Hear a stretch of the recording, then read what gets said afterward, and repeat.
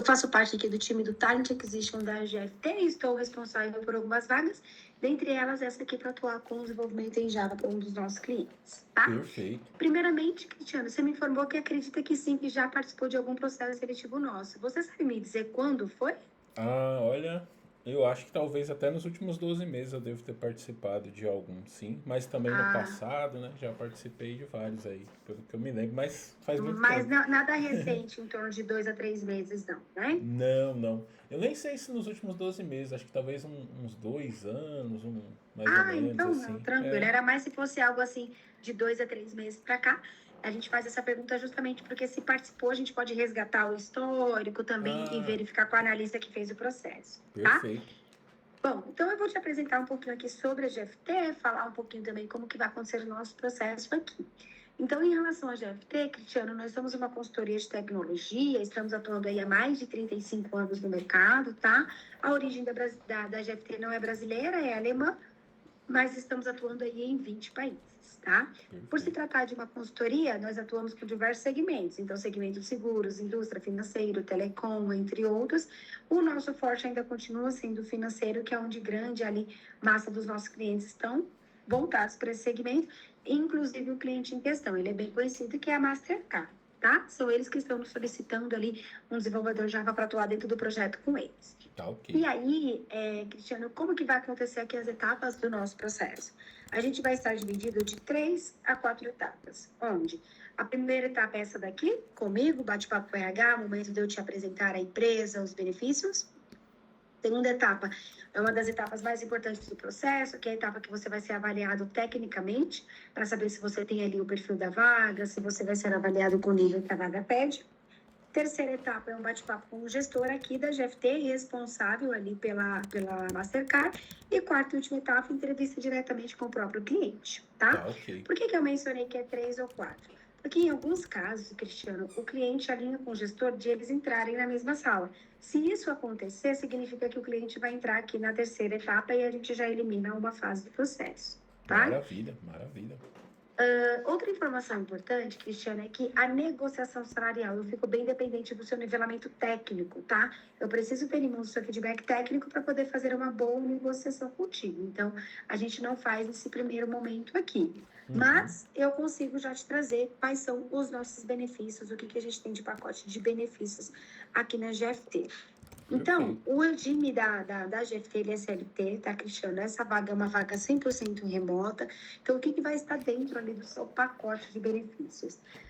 A GFT oferece o diferencial da licença maternidade, licença paternidade, auxílio creche para crianças de até 5 anos e meio, parceria com a Gympass, plano de previdência privada, seguro de vida, convênios nossos são da Sul América, convênio médico sem custo fixo com coparticipação, ou odontológico opcional com custo fixo de R$10,56, tá?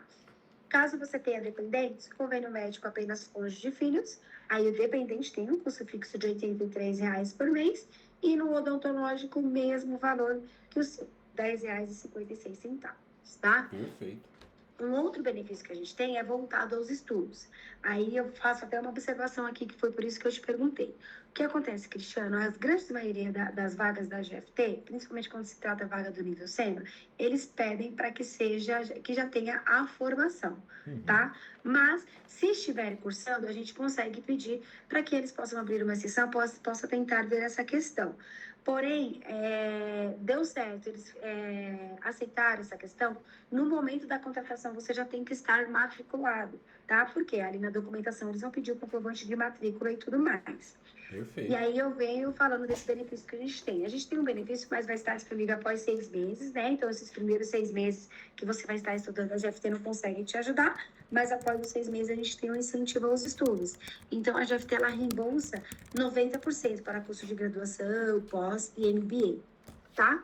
Perfeito. E para cursos de idioma também. Então, se você quiser aperfeiçoar o seu inglês, estudar algum outro idioma, a GFT reembolsa 90% para cursos de idioma, tá? Tá ótimo, maravilha. Agora, os benefícios em valores, Cristiano. A gente tem aqui o VR/VA, no valor de R$30 por dia, totalizando o valor de 660 por mês, mais o benefício do auxílio home office no valor de R$ 50 por mês, mais um benefício adicional que a GFT ela varia de acordo ao nível. Para essa vaga do nível 4, é no valor de R$ 550 esse benefício adicional.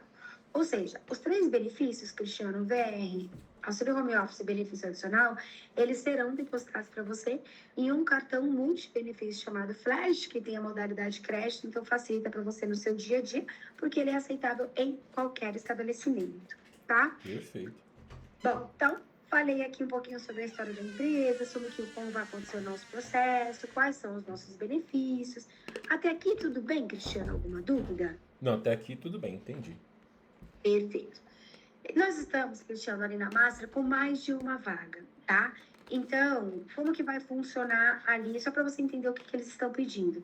A questão do desenvolvimento em Java, obviamente, que todos os frameworks necessários para desenvolvimento em Java, e eles também têm vagas de Java com Kotlin. Então, por isso que eu perguntei a questão do Kotlin ali para você. Então, quando eu for mandar o invite da segunda etapa do processo, eu mando os requisitos tudo certinho, para você dar uma olhada, saber o que você vai ser avaliado e tudo mais. Então, eu vou mandar os requisitos da vaga de Java com Kotlin. Mas se acontecer que ali o técnico, ele avaliando os seus conhecimentos e ver que talvez com o Kotlin já não tenha tanto conhecimento necessário, o que ele vai fazer? Olha, por exemplo, o Cristiano, ele é um sênior em Java. Aí eu vou te mandar para a vaga de Java. Se ele mencionar que você pode ser considerado ali Java com Kotlin, aí eu te mando para a vaga de Java com Kotlin. Mas ambas são do mesmo cliente, vaga remota, tudo igualzinho. Tá bom? Ok, perfeito. Bom, perfeito, Cristiano. Então, agora eu vou te passar o microfone, vou deixar você também à vontade para se apresentar, falar para mim um pouquinho quem é o Cristiano, né? Você pode trazer uma overview da sua jornada, de forma resumida. Fique à vontade, Cristiano, para se apresentar. Perfeito. Bom, eu sou o Cristiano, né? Eu atuo como desenvolvedor aí desde 2007, a maior parte do tempo com Java, né? Em alguns momentos Java mais alguma coisa, né? Assim, lá no início o Java era construído sistemas tanto com front-end quanto com back-end. Então tinha Java, bastante JavaScript, HTML, né? Aí posteriormente, a partir de 2015, eu comecei a atuar com Java 100% no back-end, né? Usando já essas tecnologias do Java, digamos assim, moderno, que é só back-end com Spring, né? Spring Boot, Spring Data, todas essas tecnologias aí da família Spring. E aí, em paralelo também, às vezes fazendo alguma coisa em Angular, né? No front-end em JavaScript, em React, também já fiz. Já fiz aplicativo nativo para Android, né? Tanto em Java quanto em Kotlin, né? Assim, participando ali da manutenção nas empresas. Dessa parte Kotlin para o back-end eu também já fiz algumas coisas, um projeto que durou mais ou menos uns 6 meses, que era fazer um back-end com microserviços, né, para a empresa do setor de benefícios, inclusive. E aí a gente usou o Kotlin lá na equipe.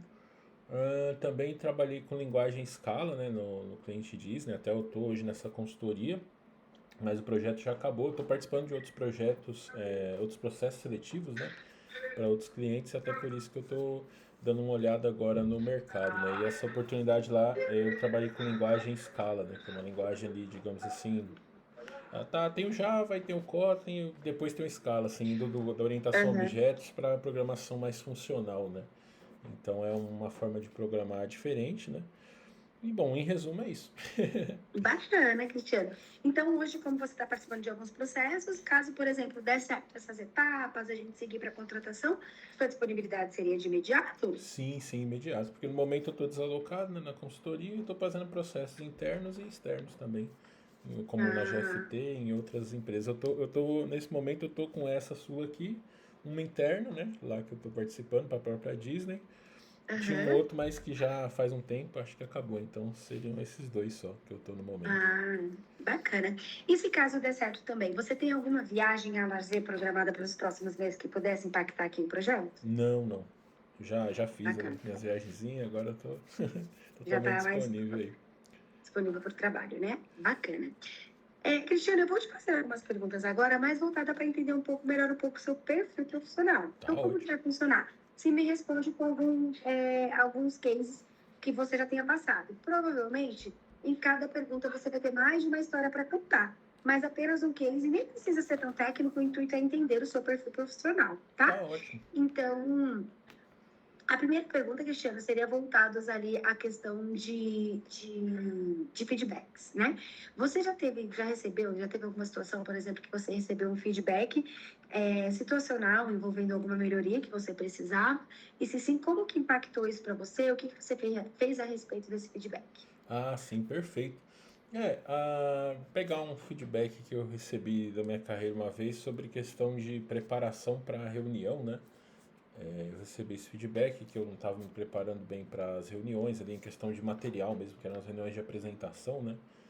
E aí eu recebi esse feedback, e aí eu peguei e passei a me preparar melhor. Então, separar um tempo ali. No meu caso era coisa simples, né? 15 minutos antes da reunião, coloquei um despertador e aí eu ia e preparava tudo da reunião. Para na hora de eu apresentar, eu só ia dando alt tab, né? Mudando as telas e mostrando as coisas ali, né? Então, esse foi um exemplo de uma situação assim que eu recebi o feedback, procurei uma forma de resolver e foi legal porque depois eu consegui resolver. Aí no próximo feedback o pessoal falou, ó, isso aí você conseguiu resolver, legal e tal. Então foi, acho que eu consegui pegar o ciclo completo ali. Bacana. E você já teve a oportunidade de engajar os membros do time, ou talvez o cliente, não sei, a seguir uma orientação sua? Você diz no caso de convencer o pessoal a. E isso é fazer com que eles sigam a orientação sua e tudo mais. Certo. Bom, teve uma situação que eu estava numa empresa onde a gente dava manutenção, né? Na minha equipe lá era um time de sustentação. E aí tinha um card que eu fiquei lá, acho que quase 2 anos nessa empresa, né? E tinha uma situação que sempre acontecia, que era uma empresa do setor automotivo, e aí sempre dava, o cliente levava o carro para consertar na concessionária e sempre dava problema e a peça não chegava para ele. E aí a parte técnica era ir lá e fazer um update no banco de dados. Uma solução bem simples, né? De se fazer. A gente tentou várias coisas para tentar corrigir o problema original, né, que estava dando aquilo ali. A gente chegou a ficar projeto 6 ou 7 meses, não me lembro exatamente, tentando achar a causa raiz. A gente fez um monte de alteração, diminuiu bastante o volume, mas continuou chegando, né? E aí eu propus, bom, já que a gente já sabe a solução, né, tudo bem, a gente não sabe resolver o caso original, mas a gente sabe que a solução é chegar aqui e fazer esse update. Então vamos botar um botão na tela, que quando tiver essa situação, o usuário vai lá, aperta o botão e roda o update, e aí tá resolvido o problema, né? E aí eu precisei só vender isso aí pra galera, que o pessoal ficou meio assim e tal, não sei o quê. Tentaram mais um pouco resolver o caso raiz, não conseguiram, aí colocaram essa minha solução, pronto, resolveu o problema. Nunca mais tivemos esse ticket, né? Então eu tive que primeiro, assim, apresentar a solução, né? E depois meio que discutir, convencer o pessoal, mas assim, foi um passo a passo de convencimento, né? Demorou, porque até o pessoal aceitar que essa solução ia resolver o problema, não foi muito fácil, mas no fim a gente fez e aí todo mundo ficou feliz. Bacana. E você já teve alguma situação em que você. Eu acredito que é até essa mesma, né? Eu acho que eu nem preciso perguntar, porque foi foi uma sugestão de melhoria, não foi, Cristiano, esse caso? Isso, exatamente. Uma melhoria, uma Ah, solução específica de um caminho de como fazer ela, né? então quer dizer, da próxima seria essa, se você já sugeriu já teve alguma sugestão de melhoria. Você já teve a oportunidade, Cristiano, precisou em algum momento, por exemplo, mediar conflitos entre colegas da equipe? Se sim, como foi a sua estratégia? Ah, sim. Eu na minha carreira eu nunca estive em uma posição de liderança ou gerência formal, né? Mas assim, às vezes no dia a dia ali sempre a gente, por mais que você não seja o líder formal, você acaba tendo que ajudar o pessoal a esfriar a cabeça e tudo mais, né? E isso é uma coisa mais ou menos recorrente, vira e mexe acontece, eu sempre sou aquele cara que tenta falar, não, então vamos marcar um outro momento para discutir esse tópico, sabe? Tipo, essas discussões acontecem assim, está na dele lá e Aham. começa a briga acontecer, né? Então tentar marcar para um outro momento, porque a estratégia é o quê? Fazer o pessoal esfriar a cabeça, porque às vezes na hora da raiva ali, o pessoal acaba, se apega muito àquilo, à solução que está tentando dar, e aí começa a fazer birra, né? Então vira uma discussão ruim. Quando você esfria a cabeça e discute depois, acaba sendo um momento melhor para fazer isso, eu acredito. Bacana. E você já passou por algum imprevisto onde que pudesse impactar prazos, datas, etc. E você precisou reavaliar as prioridades? E sim, como que você fez para alinhar isso com o time ou com o cliente? Certo. Isso é meio que recorrente também na área, assim, como um todo, né? E, bem, é uma situação bem comum, assim, tô trabalhando em alguma tarefa e chega uma outra mais prioritária, né? E aí tem que fazer aquele processo de deixar o pessoal que está em gerência normalmente, né? O pessoal que está pedindo aquilo ali, deixar eles cientes de que, olha, eu estou trabalhando nisso aqui, eu ia entregar na sexta. como agora eu vou ter que parar para fazer outra coisa, né? A gente precisa negociar para ver o que que é mais prioridade, porque não vai dar para entregar aquilo que já tinha sido combinado, né? Então, sempre nessas situações a gente acaba negociando e, tipo assim, o próprio cliente que está pedindo, ele prioriza o que ele acha que é mais importante, né? De repente ele tem uma tarefa para até sexta e chega com uma outra que vai ocupar, que nem hoje é terça, né? Vai ocupar 4 dias. Aí a gente negocia ali de modo que eu faço só o principal dessa que era de 4 dias, vira 2 dias, é que eu estava fazendo também só o principal para 2 dias. Aí eu consigo entregar as duas, né? Então, situações assim de tentar negociar e mostrar para o cliente que aquilo que ele está pedindo vai demorar um pouco mais, né? E por isso precisa dar umas cortadas para conseguir chegar ali num prazo que ele quer, né? Mais ou menos essa estratégia, assim, que isso é recorrente, viu? Acontece, nossa, toda sprint sim, sprint não, tem uma situação dessa aí para a gente lidar. Bacana. Bacana. Para a gente finalizar, então, Cristiano, como que você se enxerga como profissional, por exemplo, com uma ou duas palavras? Eu sou um profissional. Certo, eu acredito que flexível, né? No sentido de que sempre que as situações mudam, às vezes muda a linguagem, muda a tecnologia, muda o projeto, então eu sou bem flexível, né?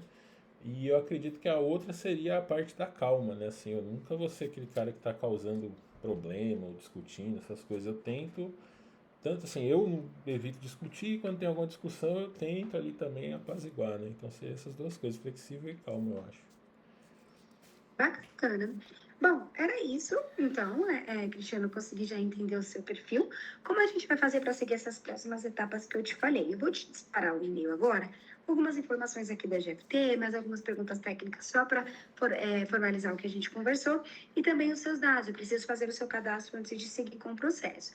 Aí, assim que você me responder, eu vou em busca de um técnico, ele vai me passar ali a disponibilidade de agenda e horário, me passando essa disponibilidade eu vejo contigo se você vai ter a mesma e a gente já marca essa segunda etapa do processo, tá? Mas eu pedi para você ficar de olho no e-mail, porque eu já vou disparar esse e-mail para você, tá Tá bom? ok, beleza. Se você puder me avisar no WhatsApp ali, aí eu já dou Já uma olhada. mandei um e-mail? Perfeito. Pode deixar Ok. que eu aviso sim. Então, agradeço aí o seu retorno na minha abordagem, disponibilidade aqui. Cristiano, qualquer dúvida que você tiver, pode me chamar no WhatsApp, a gente vai se falando.